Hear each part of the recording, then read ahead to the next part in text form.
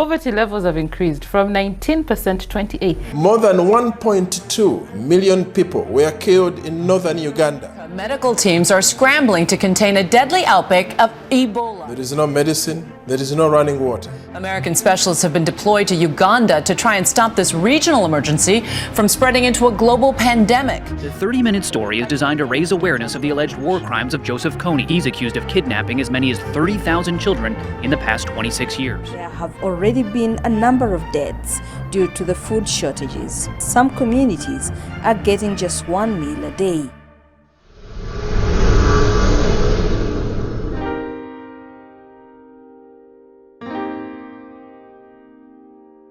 I'm Jenny Barton, and the organisation is Operation Uganda, and I'm one of the directors and founders. The aim of Operation Uganda is to rescue, empower and transform, and we do that helping families keep children within their own family unit through educational scholarships and supporting households. Initially, I went to a presentation in 2004 on the orphan crisis in Uganda and was really surprised at what was happening in Uganda, and we just did our research and decided that we wanted to do something to make a difference for children, to allow them to have the basic rights of having access to education. They lost their Brisbane home and everything they owned in a terrible blaze which almost claimed their daughter's life. And that was their cue to do something truly remarkable. Having a house fire and losing everything is obviously challenging and it was traumatic. But at the end of the day, I remember my husband sitting down with our kids and realising what we'd lost was stuff. And so for us, it just started us on a journey that surely there's more to life. We've literally lost everything we own physically, but we've got our kids, and for us it was a pivotal point to just go, maybe we could look at the world a little differently. Uganda has a population of over 45 million people. 55% of the population are under the age of 15, and so a lot of our work is on children and young people. We started with 16 children that we put through primary school and secondary school. That's now grown to over 1,300 children that we provide full scholarships for, so over a whole 12-year journey. We do a lot of work with supporting households, like I said, to keep children within their family unit, not abandon them so they don't become orphans in the first place.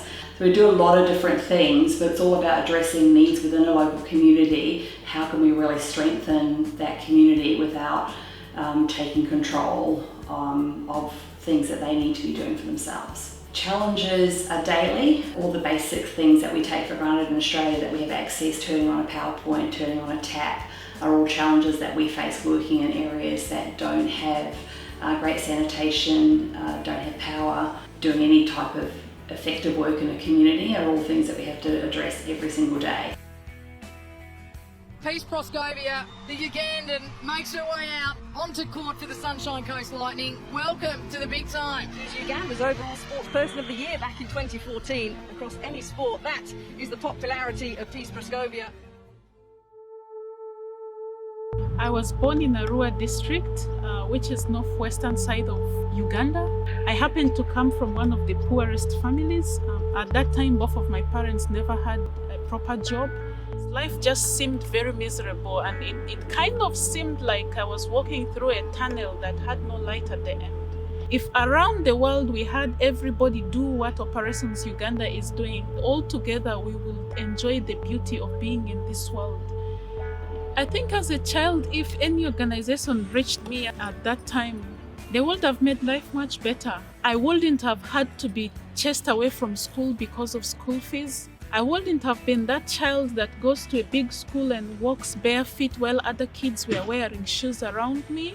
And I wouldn't have been that child that had to run into the forest during lunchtime to look for a fruit to feed on because I never had food to eat. If you've lost hope and somebody comes to your rescue, it's really good for the livelihood of these children.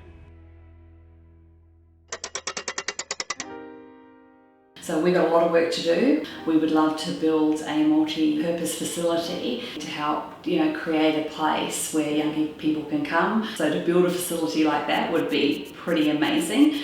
Just step by step, challenge through challenge, people can make a difference.